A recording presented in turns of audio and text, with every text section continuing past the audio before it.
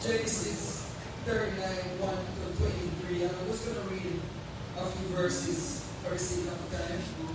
And Joseph was brought down to Egypt, and Potiphar, an officer of Pharaoh, captain of the guard, an Egyptian, brought him of the hand of Ishmaelite, which had brought him down thither. And the Lord was with Joseph, and he was a prosperous man, and he was in the house of his master's Egyptian. His master the Egyptian. And his master saw that the Lord was with him, and that the Lord made all that he did to prosper in his hand. And Joseph found grace in his sight, and he served him, and he made him overseer over his house, and all that he had he put in his hand. And it came to pass, from the time that he had made him overseer in his house, and over all that he had, that the Lord blessed the Egyptian's house for Joseph's sake, and the blessing of the Lord was upon all that he had in the house and in the field. And he left all that he had in Joseph's hand, and he knew not all he had, save the bread which he did eat. And Joseph was a goodly person and well favored. Father, this morning, Lord God, that as I stand before you, I thank you, Lord God, for that which you are about to do. Father, I pray, God, even now, Lord, that you will give me, Lord God, the strength, the wisdom, Lord God. Lord, give thy servant, mighty God, that ability, Lord God, to be able, Lord God, to dispense, Lord God, that which you have laid upon my heart. Father, I pray, Lord God, that your people will be attentive, oh God. I pray, God, that you will give them a receptive heart, Lord God. And I pray, God, that you will help them to understand that which, Lord God, you will speak today. In Jesus' name. Amen. Amen. The theme for today's teaching is when God favor is with you, your adversity is not a death sentence, but a divine opportunity to rise to the occasion. Let me say it again. When God's favor is with you, Sister Dam, when God's favor is with you, come on, tell us, Sister Dam. When God's favor is with you, your adversity is not a death sentence, but a divine opportunity to rise to the occasion. Hallelujah. Now, when our walk with Christ begins with a personal choice of surrender, the ultimate foundation of our faith rests entirely on a divine initiative, meaning that God is the primary proactive actor in human history and relationship, rather than man seeking God on their own. God is the one that first reaches out to us. God, the scripture reminds us that our faith is not self-generated. God chose you long before you ever started. Now here is the beautiful part.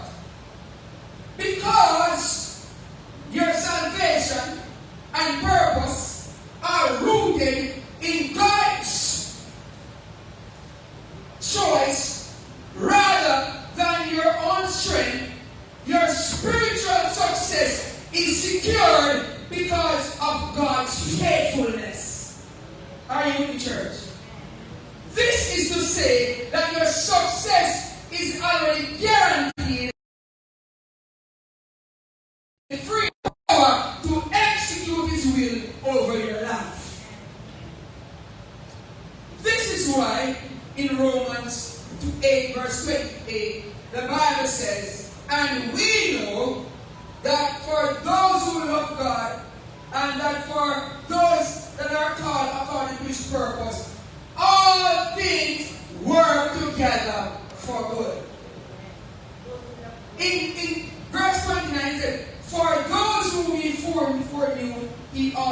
predestined and to be conformed to the image of his Son, in order that the Son might be the firstborn among many brothers. And those whom he predestined, he also called. And those whom he called, he also justified. And those whom he justified, he also glorifies. The above verses outlines an unbroken progression of God's grace, guaranteeing that everyone he sovereignly chooses, he will inevitably be brought to eternal salvation, which is that glorification. So let me break this down this chain of events in more detail. Predestined. Before the creation of the world, God sovereignly chose and marked out certain individuals to become like his Son Jesus Christ. So this means that God decided beforehand certain outcomes and plans. The underlying Greek word for predestined means to mark out boundaries or predetermine an end. So our life is already determined. So none of us are mistakes. None of us came on planet Earth by chance. We were predestined by God. We are here on this earth because God purposed before creation that you were going to be on this earth. Now, so when we surrender our life to him, what that does is that it gives him permission to work out in real time what he has already established, Sister Kali, in the realm of the Spirit. And that is why when the Bible says, when we pray, we must pray, Our Father, who art in heaven, let thy will be done on earth as it is in heaven. So what God is saying to us is that I want to establish over your life what I have already established in the Spirit. Are you with me? Now, this is why when the children of Israel were going to go into Egypt, in Babylon, he said to them in Jeremiah 29, for I know, you listen, for I know the plans I have for you. You know why he says that? Because those plans were not just at that point. Those plans were plans ahead of time. God planned for you ahead of time. So when things are going on in your life, God was not caught off guard. God knew ahead of time that this was going to happen. And God has a plan to work it out for you. He said, to prosper you, not to harm you, plans to give you hope and a future. So God called. God extended an effectual internal invitation to those he predestined, awakening their hearts to trust in Christ. He justifies you. God declares the believer righteous, removing all the guilt and forgiving their sins because of Christ's sacrifice. God glorified. God guarantees the ultimate future destiny of the believers, resulting in their final resurrection and eternal perfection in heaven. So that's how the process works. But there's one part of the process now that we have problem with that is not there. And that's what in the scripture says that conform. And that is where sanctification comes in. And this is where the church has problem with sanctification. It's the process between justification and glorification. Because when the sanctification process is where every day the Holy Spirit is working on us to become more and more like Christ. And oftentimes that's what we struggle with. Are you with me? Yeah. So when God favors you, your environment and your existing circumstances are no more limitation. Are you in the church of God? You see, You're not going to make it because you chose God. You're going to make it because God chose you. Are you with me? So a lot of times folks are going to church and they're trying to make it. You don't have to try to make it. Just surrender to the Lord. Because God has a plan for your life. And all God requires is your surrender. Amen. Amen. Christians work up themselves towards something. We work up ourselves towards. The rent can't pay me, work up ourselves. The mortgage can't pay me, work up ourselves. We have sickness in our bodies and we work up ourselves. I drive to Florida like nothing was wrong with my arm. I drive to Florida like I said, God, your purpose is to drive to Florida. I'm going to drive. And I drive and I drive and I drive and I drive and I came back. And here I reach again. Thank you, Lord. Glory. Because that was mapped out long time ago. That was planned long time ago. So God gave me the strength because I was willing to surrender to Him irrespective of how I felt. Yes. And often that the reason why we have so much struggles in our life is because we move by our feeling. We don't move by the master plan that God has for our life. Oftentimes we don't want to build our space and the blueprint. We want to build our space and how we feel and what we think. Hallelujah, Jesus.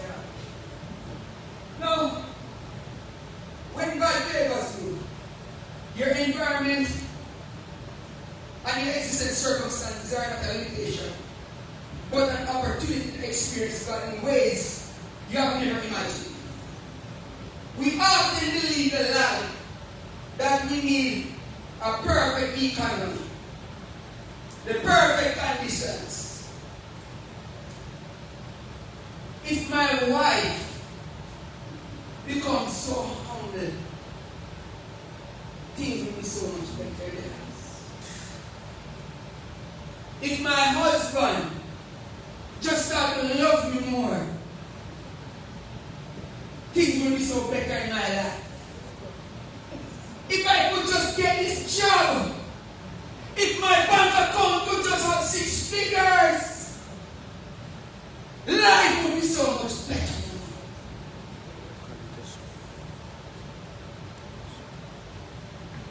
Thinking that perfect condition, perfect background, if they could treat me at work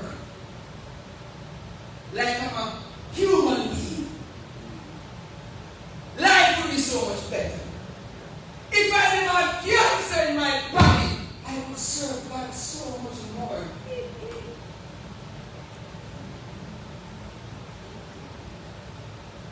Many times we find ourselves trapped in a bad environment, a difficult situation, and that seems impossible to resolve. We assume that our destiny is past, that we are doomed, helpless, hopeless. This is the end. This is where the cookie crumbles. When the cancer hits, and the doctor says there's nothing I can do for you, go home and enjoy the next 6 months with your husband and children the best you can.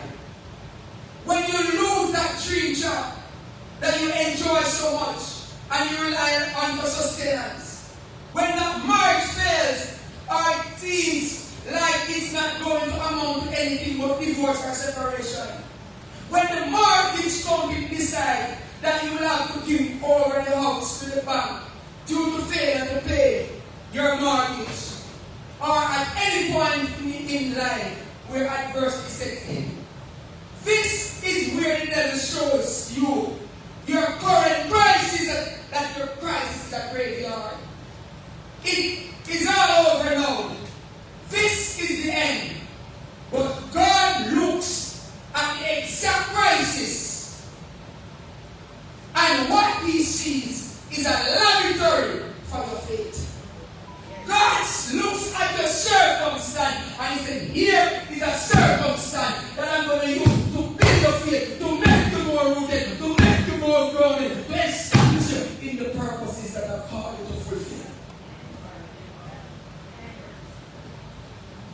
Is the church prepared, Steve? God, what God sees is a staging ground for a miracle. God looks at the circumstances as a staging ground, as a platform for a miracle, while you're looking at it as, oh God, it's over now. Oh God, we dead now. Oh God, we lose everything. What more we are going to do, God? Lord God, we can't believe. So we work so hard, and now we lose everything. But God says, God looks at it, and when God looks at the circumstance, He said, my daughter, my son, I'm setting you up for a miracle. Hallelujah, Jesus. What God sees is a vehicle He can use to elevate you to your destiny. What God sees is a set up. What God sees is a set up.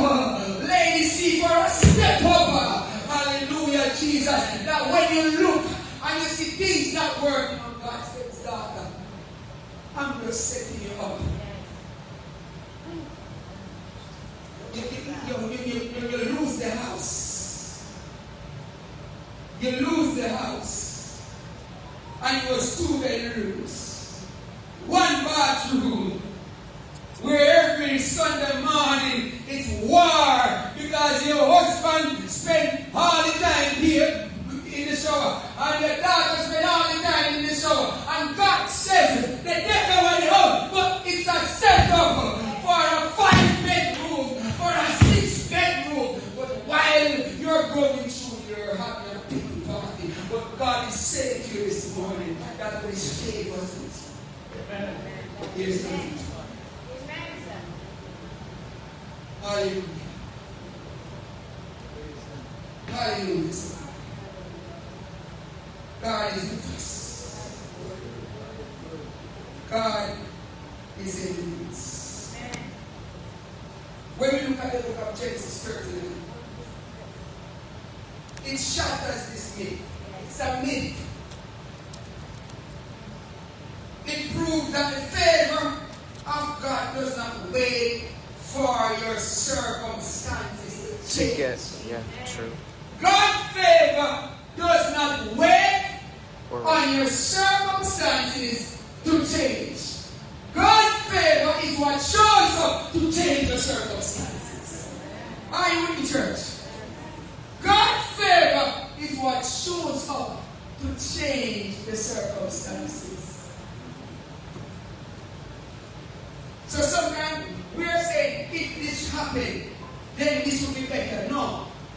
What we need to see show up in that circumstance is the favor of God.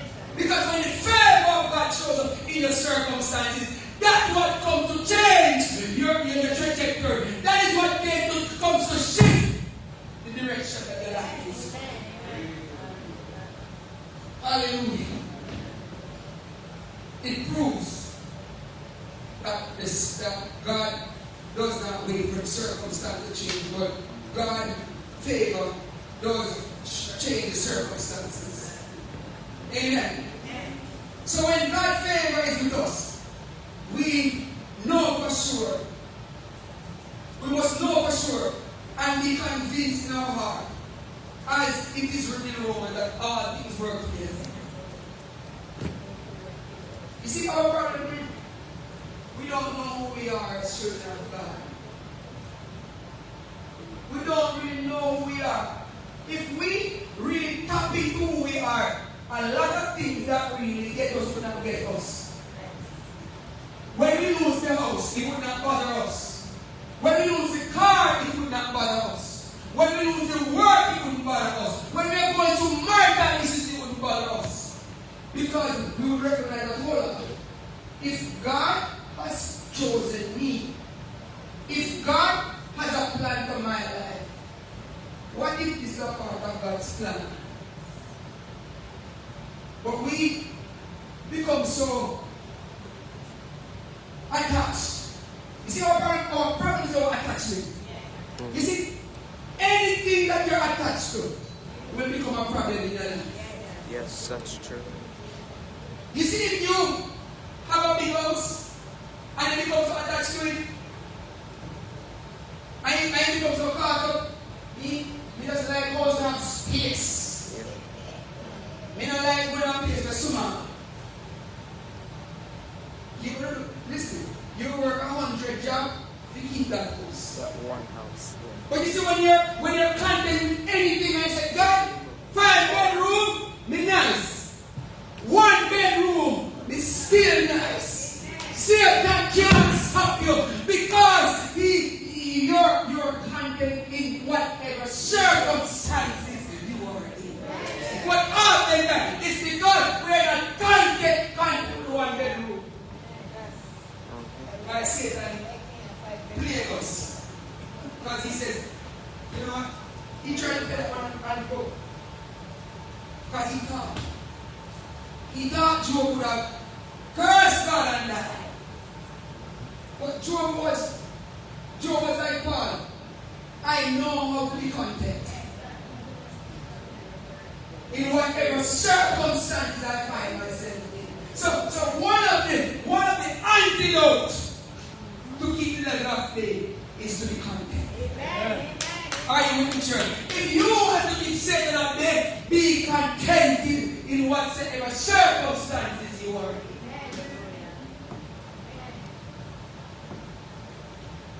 So this is to say that when God favors with you, though things may look dull, though things may seem impossible, and though things may seem gloomy and dark, though it may seem like you are walking through the valley of the shadow of death, having God's favor on your side, you can rest assured. And that's one of the most beautiful part of Christianity and our life with God. God, we are predestined. That means there is a plan for Pastor Campbell's life already. There's a plan for Elise's life already. There's a plan for Sister Dawn's life already. God has given his hand. Yes. But he wants to play it out in real time. And oftentimes, God is not the problem. We are the problem. We're impatient, we're anxious, we don't trust him. Not committed enough. So because we don't trust him, we are there trying to figure things out and trying to do our own things. And we're holding on to things that God wants to let go of. And then sometimes what stretches out the purposes of God in our life from fulfilling even sooner than it should. It's our rebellion. It's our stubbornness. Because sometimes we hear some people talk foolishness. Oh, not care before it time. Let me tell you, it's grace why sometimes we live to 80. Because God realizes we're just wasting time. And God said, no, let I extend the time that you can fulfill what God is wasting time. Because we sit there and say, not care before that. How can God tell the pastor? We tell him to come over here, go eat cookie. And while you're over here, and I worry, oh my God, what am I going to do if I leave you? How am I going to get over there? You see 10 years here hungry? It's not God's fault. I've not been eating cookie 10 years ago. From the day that God has been calling you to come over here to eat cookie with pastor, cookie was there. Yes, sir. But you know what was my problem? Cookie was there, but I had fear. Yes.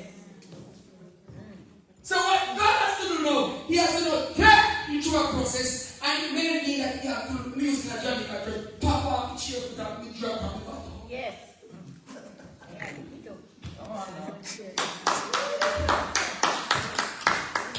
That's good. That was good. That's good. That's good. Oh boy. That was good.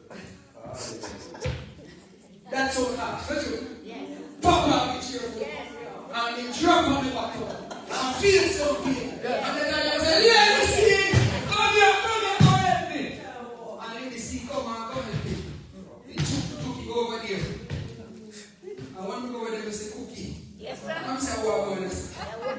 going on over here? Pastor, where is much cookie from? Pastor, you don't hear except from 10 years ago, I'm telling you, you come for you did that? Sometimes we drag us over. We understand. Amen. Are you in church? Yes. That's the love of God. Yeah.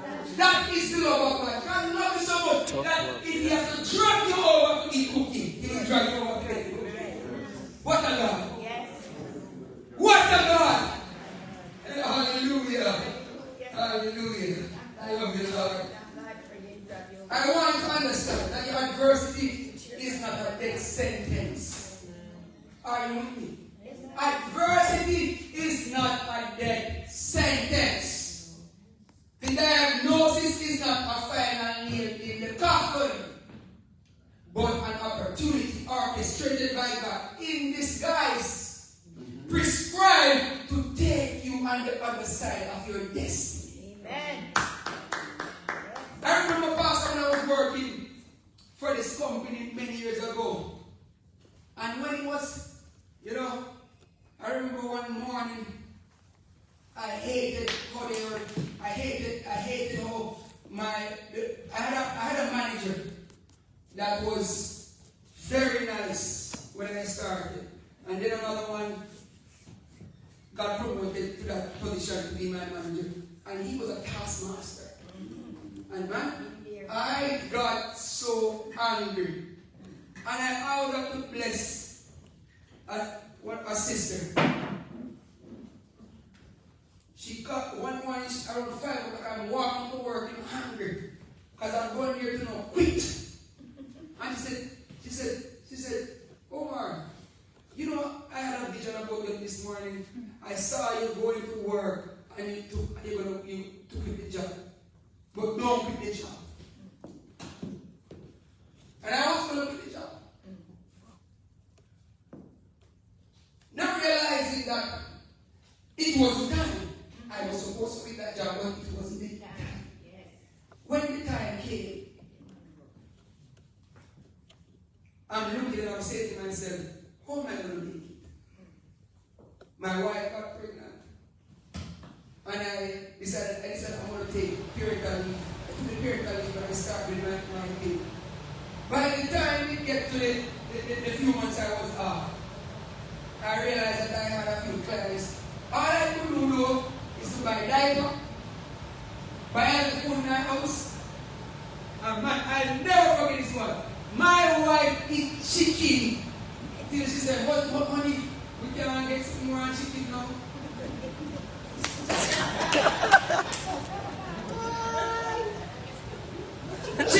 Chicken. Because I when I have the money, I just buy a box of chicken. We curry, we stew, we jerky, we fry,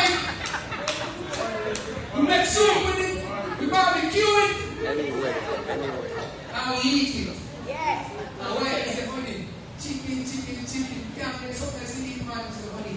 But that we can't afford it. Because I understood that God had a plan. And sometimes you have to go through some discomfort to get to where God is taking you. And sometimes we don't like discomfort. We love to stay in a comfort zone. Sometimes we have to rough your feelings. Are you with me? Yeah. So God orchestrates some things in our life. And it's in disguise. And sometimes we can't see.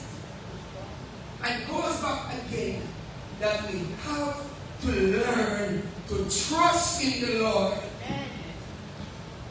at all times. The word favor is a word often used to describe a few different things. An act of kindness, approval or support, personal preference, or treated preferentially. Mama Peggy, they love this one. Treating preferentially, such as to show partiality or bias. Example, Mama Peggy. The referee was accused of favoring Argentina in the World Cup over the other team. Yes, sir. In Jamaica, we call that one guy curry fever. Yes. But in the context of this text, the Hebrew word used here translated as grace, favor, or charm. Now, what this kind of favor describes is receiving unearned or undeserved kindness or finding acceptance in the eyes of someone else. This is very important. You need to understand this one. So let me say it again. In this context, the word translated as grace, favor, or charm. This kind of favor described is receiving unearned or undeserved kindness or finding acceptance in the eyes of someone else. So in reality, someone chooses you not because of something that you have done, but because they choose because they want to. Yes, voluntary. So I want to understand that God did not choose you because of something good that you have done. God chose you because He chose you. Amen. That makes sense. A perfect example that illustrates this kind of favor is found in Ephesians 2:8, which says, "For by grace you are saved through faith, and not of yourself, is a gift from God, not of works, lest any man should boast." So we highlight that such a blessing as God's saving grace is ultimately directed by God's sovereign will and control. He saved you because He chose to, and not because of who you are or what you have done. Yes. So in this passage of scripture, this was the case of Joseph. God chose to place His favor upon Joseph, not because of his gifts, not because of his abilities. He was a dreamer. Not because of how smart and how handsome he was, but for His glory and purposes. Now, this is the main reason now why you cannot fail. See, here's why you can't fail. Sister God, here's why you can't fail. You can't fail because the favor that is upon your life is unearned. God chose to favor you. He put something on you. He gave something to you, not because you earned it, but because it's upon you for a purpose. It's upon you to express His glory, for His glory. So what you're going through is for God's glory. What God has given to you is for God's glory. And God will do everything possible to make sure you do. Are you with me? So, irrespective of how many little chose at you, the car may crash, but the accident can't kill you. That's why I'm still alive.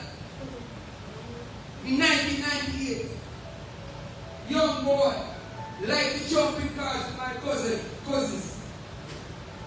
And I don't know, car never killed me yet. Car never killed me before I got to this point. It was the goodness of God. One Sunday evening, my cousin give my other cousin the car to go wash the car, jump in the car. You know, young boys, we have this, we just hype up. And we jump in the car and we hit it down a hill, reach the car. And when my cousin reached there, I think he switched gear. And instead of gear down, he gear up, run in a tree. My head lit up the windshield. Wow. Mash up the windshield. I was so frightened that I didn't know where I come out of the car. I was later I realized that I jumped out through the window. And nothing happened to me. Every time I was in Jamaica, I stopped by. And the tree that was there, he stopped the car from going over the precipice. Another Sunday evening again, already Sunday evening, I was at Joe, running from back. That time my dad is away. Because he used to come to tell that farmer back in those days. Another Sunday evening, my cousin have his mom car. We go down the road and we drive. All of a sudden, we hear someone we were looking down. The next minute I look up, the car was over a precipice. One little tiny tree. I jumped through the window again. I don't know how I jumped through the window.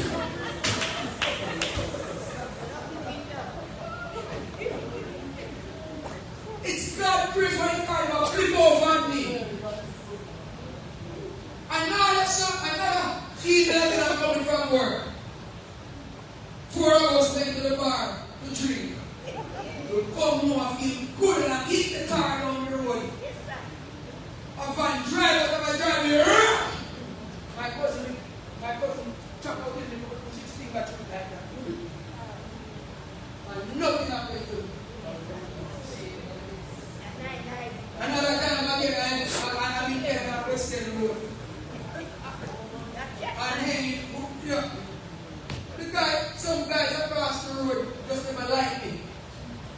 And took out a gun to come out to shoot me. And a man was after God saved. A man who was a believer.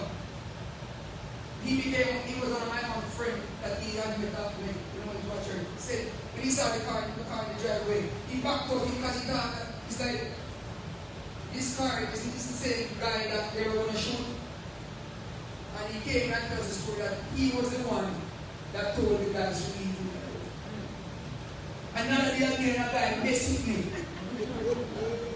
It's to show you that predestined by God, when God called it, when God chose you, nothing can happen. A boy dissed me. And it was because of a woman. Pushing us in a place like this, and I got mad. And I drove my car from my van and come to Western Road to check my friend to borrow 9 milliliters. Because I left to get the gun to take and go and shoot him. You guys didn't know this. And hear myself. Batman preacher. Gangster. And when I went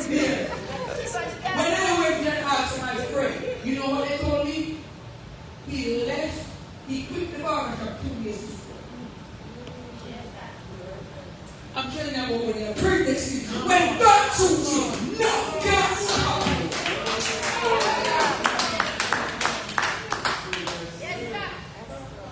Hallelujah. That's the power of faith. That's the power of faith. The cancer may remove your body, but it can't heal. The gunman may put the gun at your head, but he can press the trigger, but it can't heal. The diabetes is going to kill you. You know what? The Bible says, you shall not die, but you shall live to declare the words of the Lord. Because it is God working in you and through you for His purposes. Choosing you and using you as a conduit for a covert operation against the powers of darkness. That's why sometimes God chooses you and send you in. And some people look on you and they mock you and they talk bad about you. Right? They take Satan and not realizing that you are a conduit. God sent you in a place for a covert operation. Some souls inside that place, man. But the enemy don't understand. The enemy look at you and the enemy say you're no good. The enemy say you're not going to make it. But God sent you there for a covert operation. Amen. Thank you, Lord. Hallelujah. Amen. Using you as a vessel to get a specific assignment done for his glory. God bypassed all his other brothers and picked Joseph, just as he has bypassed many others and picked you and placed his favor on your life to get something done that only you alone on this earth have been given the ability and the capacity to do. That's something to give back. Therefore, even if someone comes to fight you for it or out of it, they will not last. They will evaporate and dissipate like mist or smoke. Sooner or later, they will be gone and forgotten, and you will still be standing. And that is what the favor of the Lord does. When the favor of the Lord is with you, they will fight your opposition, but at the end of the day, you will sit.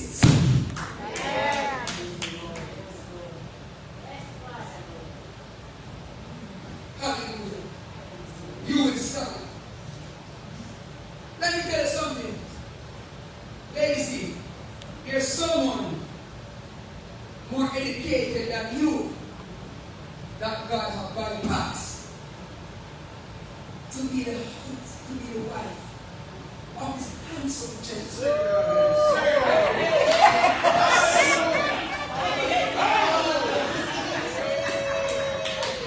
You want to hear?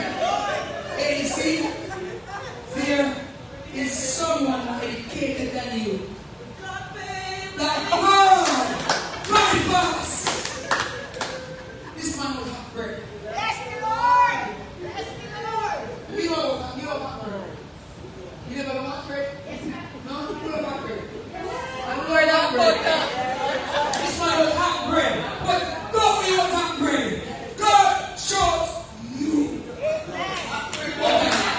God chose legacy to open.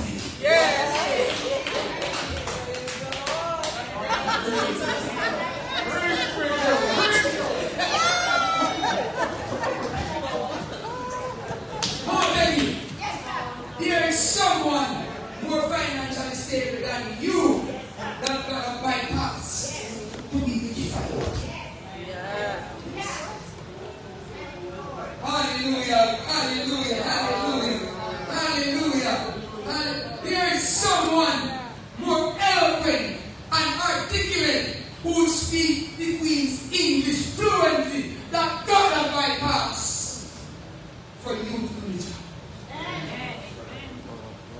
There is someone who went to an exclusive university or Bible college who has earned a doctorate in divinity that God has bypassed for you to do the assignment He has called you to do. There is a young man that is tall, handsome, and gifted, talented, and a young lady that is bold and beautiful, young and restless, that God has bypassed Hallelujah.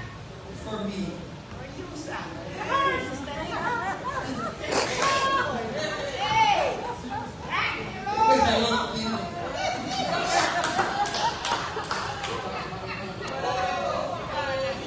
Lord. Hallelujah. That is why I love God. Because God chose me. And when you understand that God chose you, there is nothing to worry about. Because with God choosing you, there's a way made for your life to become what it's supposed to be. That's right. The fact that God chose you, provision has been made. Hallelujah. Hallelujah. Hey. Thank you. Thank you, Lord. Touch your neighbor. Come on.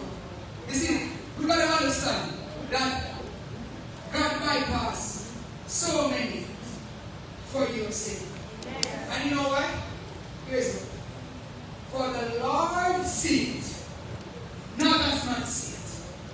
For man looketh at the outward appearance, but God looketh on the heart. Let me see each of God's side.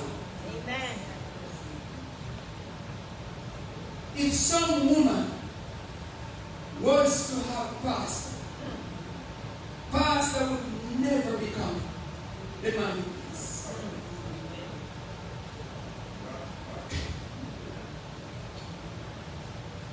You add value to him.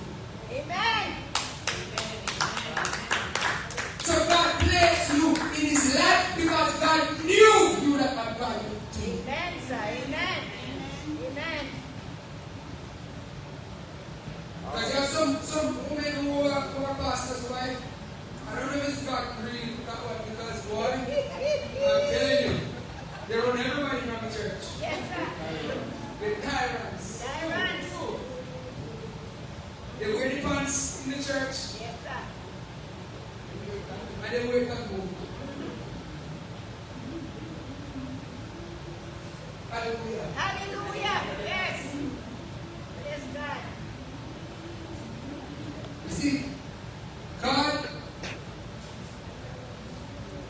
chose you and placed his favor upon you. And he gave you.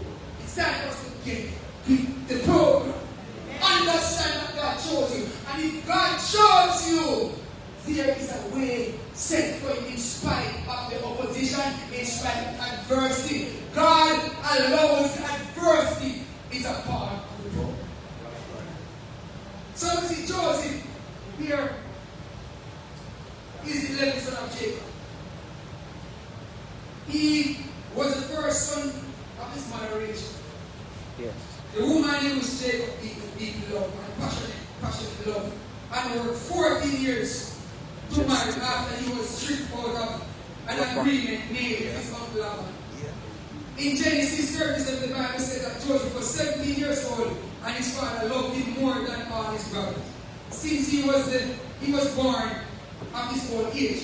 Now, if we study Jacob's life carefully, there's another context outside of the specific text that reveals why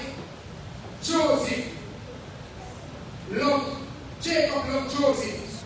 It's beyond what the Bible says.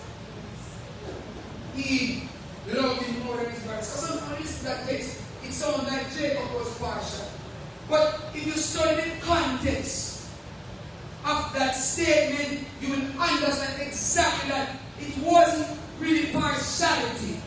Now, what I have to understand is that when I look into that story myself, you gotta look at things and think like a human thinks.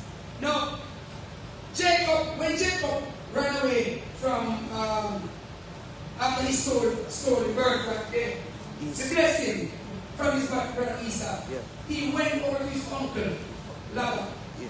When he went there, he saw Rachel. Yeah. And the first woman his eyes was set on was Rachel. Yeah. That the man totally with his uncle and said, listen, I'm going to work for her. After 7 years, he tricked him, gave him the first sister, Leah. Leah, Yeah. the one who have the glass eye or something like that. And that's not the one that Jacob Wanted. really loved. Yeah. Rachel. Rachel. He worked 7 more years, he got Rachel. Oh, here's this one. After that, now, it happened that Rachel was married. Yes. The Bible says that Leah was hated. And as a result, God opened up her womb and started to drop a baby like her. So because of that, what happened after that now? Rachel now became a little bit frustrated. To the point that one time she went to Jacob and said, listen man, give me children. Let's start that. Yeah. The Bible says that Jacob gets angry. As good as angry with the pastor. This woman annoyed me. Look how many children you just went. Look the woman dropped from me already. I don't need to show them. So she knocked him while it was his fault. To the point that Jacob said, oh my God, that shut up your womb. So you understand that now that you're in an old age, finally God opened Rachel's womb and gave her a child. So there was a frustration that Jacob had to go through for a woman who wanted children and couldn't have children. And man, if you're a husband, sometimes you understand different stuff that happens in a relationship with women at times. You know, you understand from a human perspective things that we go through as spouses. Right? So the Bible says that Jacob loved Joseph and favored him and made him a coat of many colors. But when his brothers saw that their father loved him more than all his brothers, they hated him. And they hated him so much that they were unable to speak politely to him. This brings me to the place where I have to say that favor does not only harness a life of fruitfulness, prosperity, peace, and tranquility, as the word teaches, but favor comes with price. Are you hearing me? Favor comes with a price. And here's the price. Favor attracts malice. Jealousy. Favor attracts strife. Favor attracts hatred. Some people hate you for no reason. Only you work at some place and you wonder, oh, you're the nicest person you work with and they leave you so. It's because of the favor of God that is upon your life. Amen. Favor attracts envy. So Jacob brother envied him because of favor. Joseph, favor attracts jealousy. Yes. Some people just jealous of how they dress. Just like that. Some people just see him dress nice and they're just jealous. People sit on others have bad thoughts. She is jealous. I look good. Feel rich.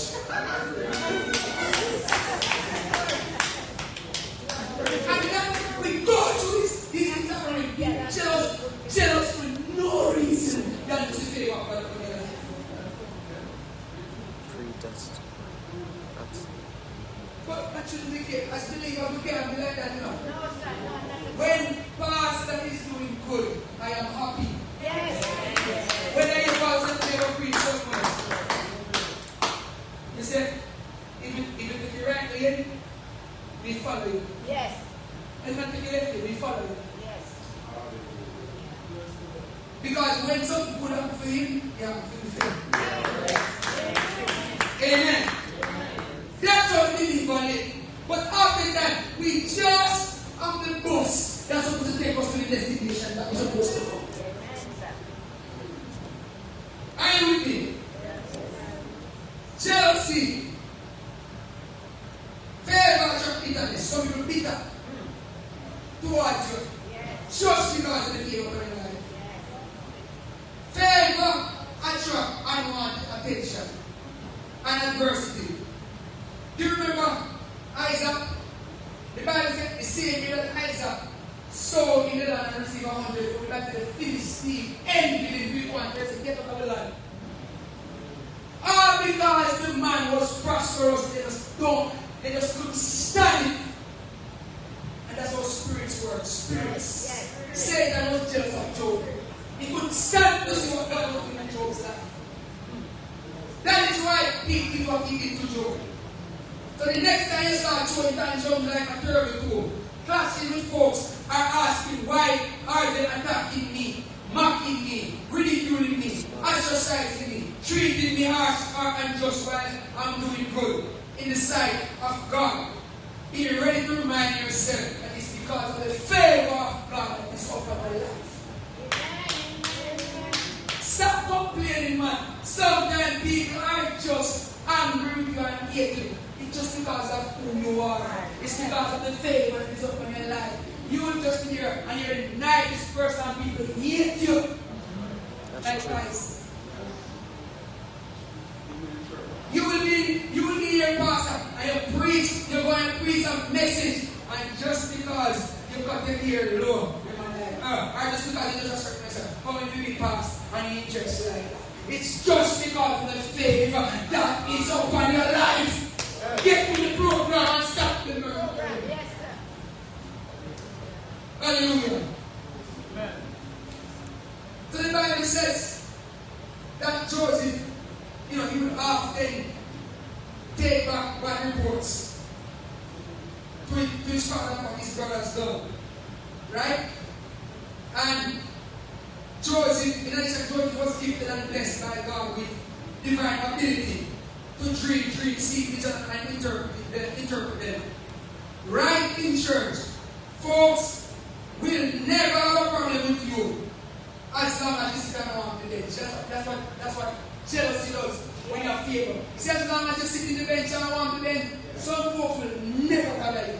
Yes, sir. The minute that pastor might and give you God have mercy, jump start.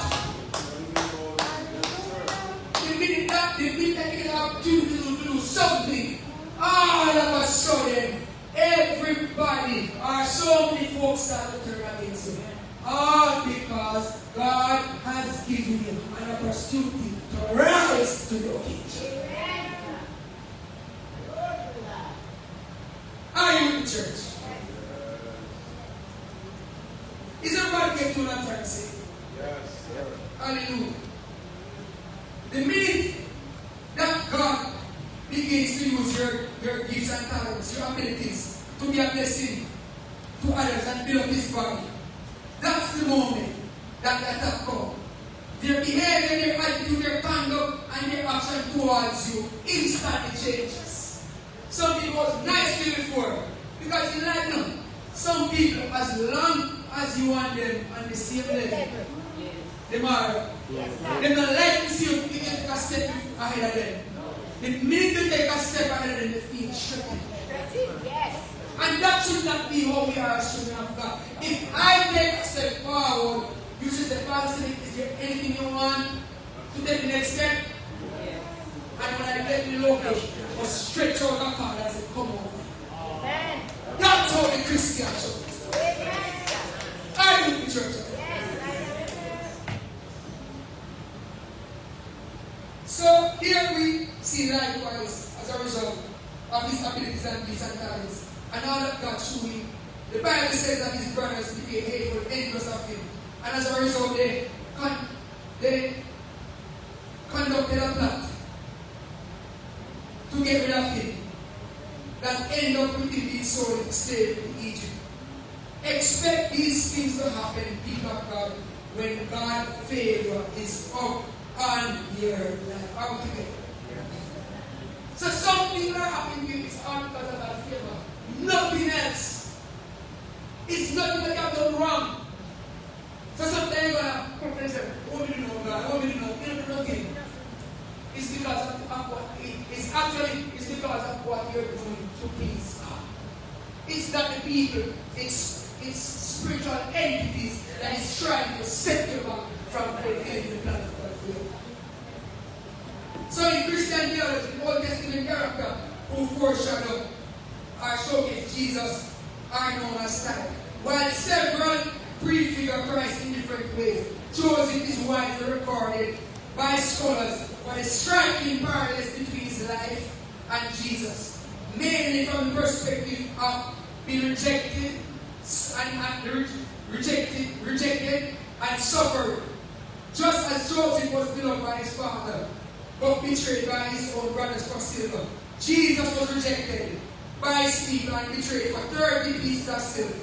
Joseph's suffering led to his exaltation, allowing him to save both his family and the Gentiles during the famine. Similarly, Jesus' crucifixion led to his exaltation, making him the bread of life who saves all of humanity.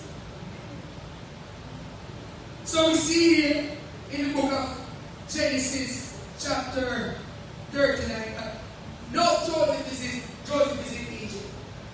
And the Bible says that he was bought and placed in the house of Potiphar.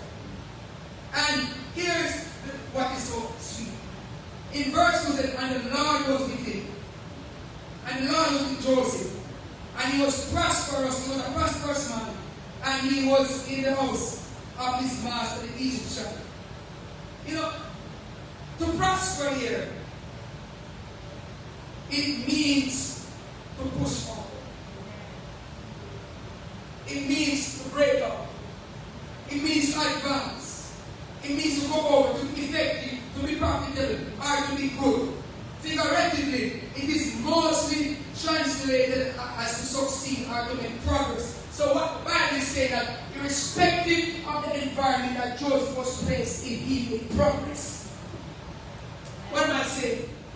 Where you are, the circumstance you're in should not limit you from making progress when the favor of God is upon your life. Because sometimes we're waiting to get a certain kind of environment. Oh, I got to work over here to make progress.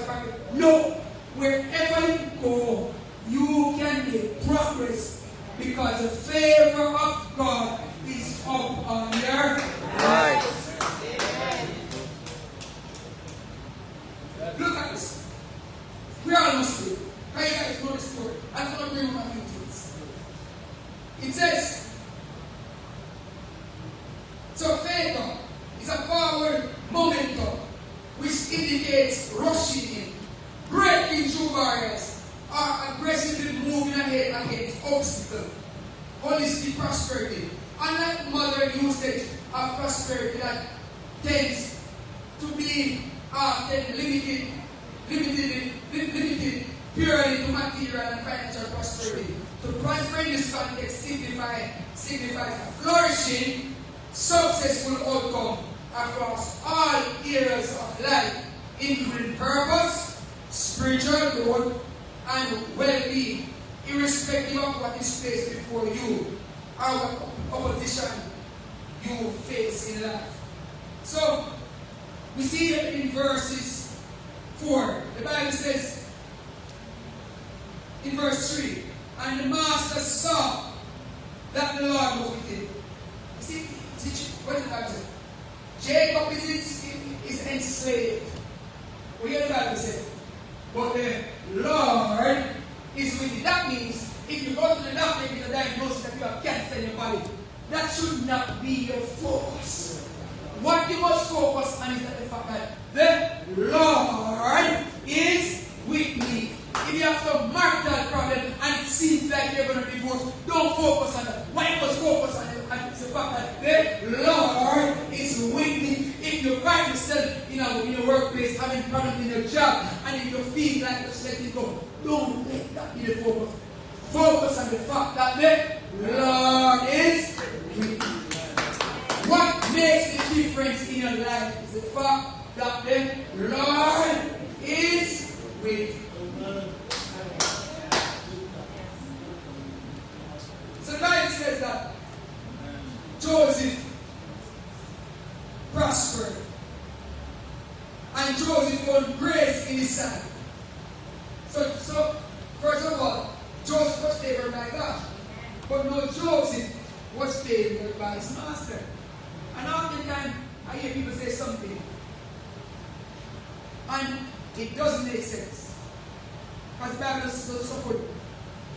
If you're favored by God, I guarantee you that you're going to find favor inside of you. Amen. The Bible says that Jesus found favor in the sight of man also. Because you need men. If you're working somewhere and you get no favor from nobody, you may never get a promotion. So what God will do is that God will give you favor and cause maybe position. Say it was a manager that was just hateful of you. God will just move him out, put one in who will recognize your contribution to the company, and right here he favors you and you get a promotion. So when God favors you, automatically God will allow men to favor because there's a spiritual entity in it and there's a physical entity. It says, and he served him and made him overseer.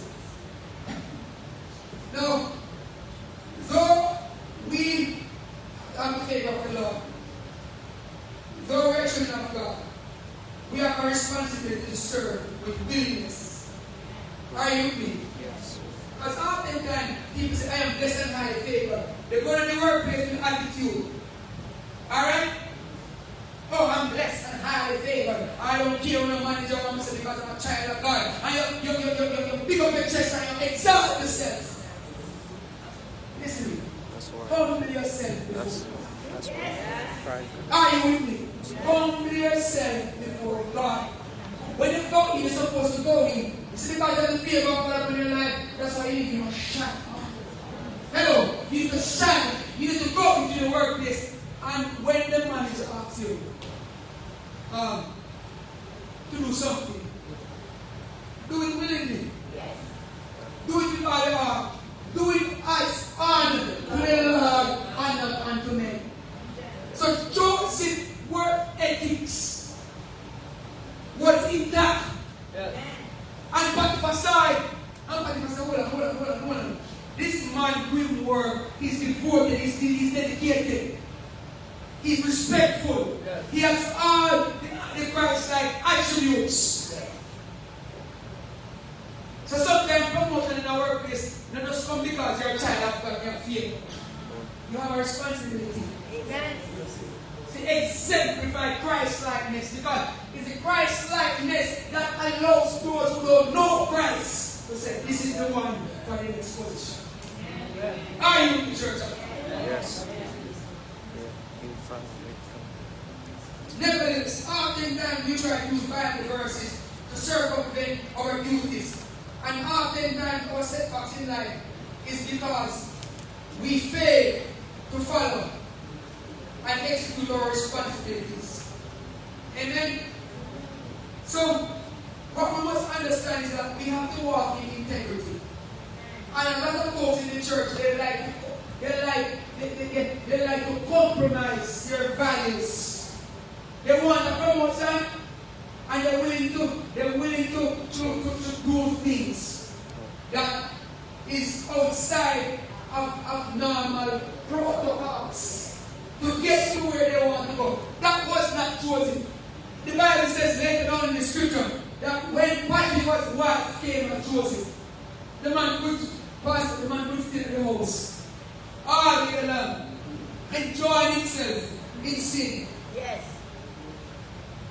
And Potiphar don't know anything. But what he said? Listen, I'd rather to go to jail.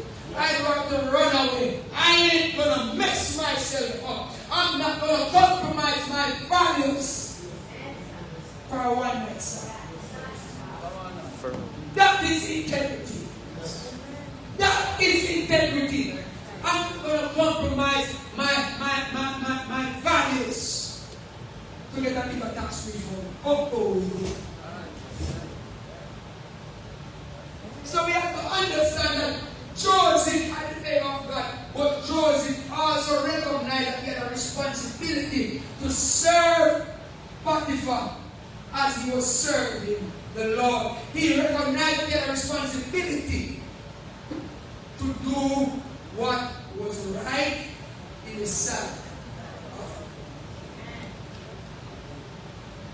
God. Joseph ethics, work ethics, grab the attention of God.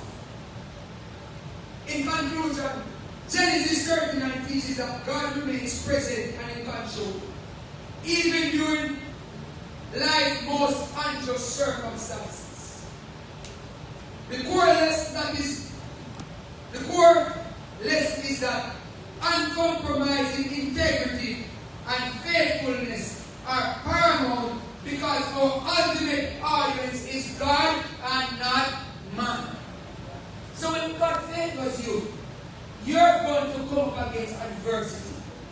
But you must always bear in mind that what you're doing, you're not doing it unto man. That's why when the disciples, the apostles repeat, they said, do we obey God? Do we obey God or man? So you must be willing to go through what you're going through for the sake of God. Because God has a plan for your life. You have been predestined by God. And in spite of what you're going through, with your adversity, is a transfer to the next side of your destiny.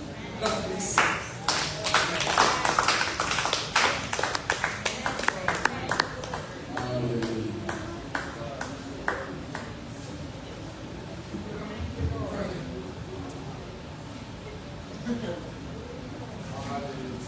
Hallelujah. Give it up for the preacher.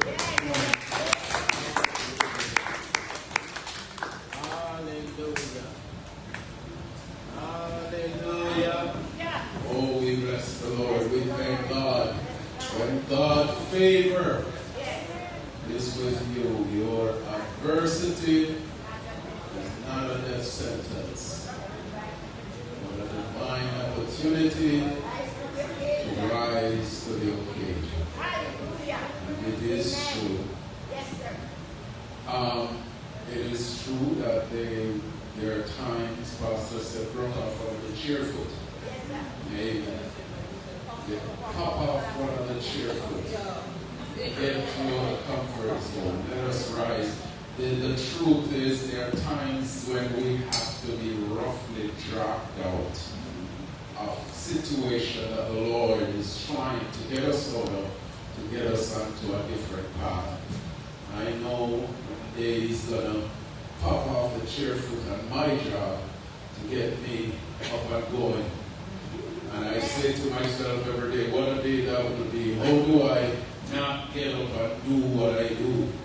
Amen. But we know that all things work together for good to them that Love the Lord. to them who are called according to what? His purpose. What is His purpose? Preordained. I know the plan I have for you. He has purpose for us. Can we stand? Come on, give it up for Pastor this day. Hallelujah. Hallelujah. Hallelujah. Thank you, Lord, for ministering to us, for teaching us, for showing us your way. Hallelujah. Show me your way, that I may walk with you. I put my hope in you. The cry of my heart is to love you more, to live with the touch of your hand, stronger each day.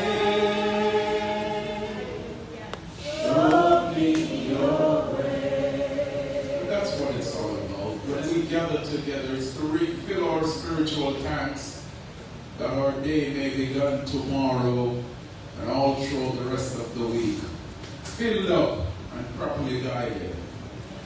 We want to remember today, Brother Winston met someone in his building there, Maureen, who asked for prayer. Amen. She lived in the same building as Brother Winston and his wife, Atlas Marjorie. And I think she had to go to work, so she's not able to make it out. But we just want to remember Maureen today, in the name of Jesus. Father, you saw the conversation. You saw the greetings. You saw, oh God, all that was going on this morning. You know Maureen's heart. You know Maureen's desire. You know Maureen very well, better than anyone else. And so today, God, we lift her up before you. We ask in the name of Jesus that you will point the compass of your finger and lead her in the path, the direction that she must go. That God, your glory will be revealed in her life. In every step she take, every move she make. Bless her family. Bless all things concerning Maureen today. In Jesus' name. Father, we thank you for your word. We thank you for your manservant. Point your hands towards the man of God.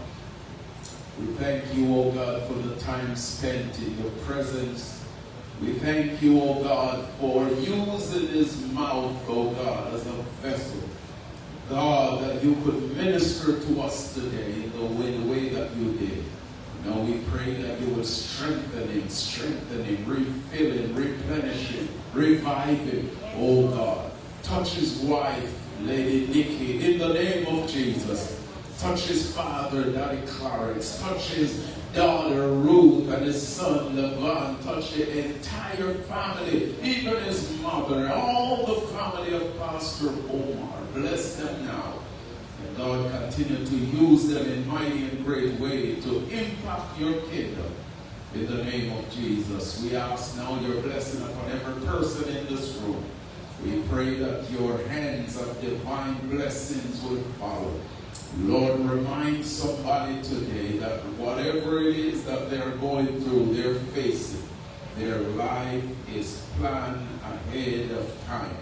For whom he knew, he predestined to be conformed into the image of Christ. For whom he foreknew, then he called. Whom he called, he justified. And whom he justified, then he also glorified. What shall we say then of these things? If God be for you, who can be against you? You are called, you are predestined, you are anointed, you are divinely favored, and there is no weapon that is formed against you that shall prosper. No tongue that rises up against you shall go uncondemned, because the Lord is still your light and your salvation. So whom shall you fear? Hallelujah. He said, I have not given you the spirit of fear, but of power and of love and of a sound mind. You are in good hand, and you are in a good place. What place? He that dwelleth in the secret place of the Most High shall abide. You shall abide because you are in a good place. And for that, Lord, we say thank you. Thank you, Lord. Thank you, Lord. I always like to ask, before I do the benediction, the word went forth today, even when you look at the life of Joseph and all the hell that he has been through to get him to where God needs for him to be. From the prison to the palace. Did the Lord speak to you today just through his word? Did the Lord speak to you today? All the hands, a lot of hands are up. And it's very important to me to know that when the word go forth, hearts are receiving it. And I've seen the hands today. Those hands are indicating that you have spoken to me today, Lord. And that's what it's all about. Thank you for hearing the word. Thank you for allowing him to speak to you today, as he does make mistake. Joseph went from the prison to the palace. Always remember, it's not how it starts, it's how it's ended. Because the middle part is always a mess. Yes. The middle part is always a mess. But just know, when you're walking with God, Pastor said, the thing you're supposed to be concerning about is God is with me. When God is with you, the beginning is okay. But when you get up in the middle, all hell breaks loose. But don't worry about all of that. It's the ending. Because there is nobody that is born up until this time that can stop you from getting to point A, to point B, to point N, where God intended. That person doesn't exist. And good news, the mold is broken, their mama died, their papa died, and they're never born. You will get to where you need to be. Are you hearing me? Amen. Raise your hands.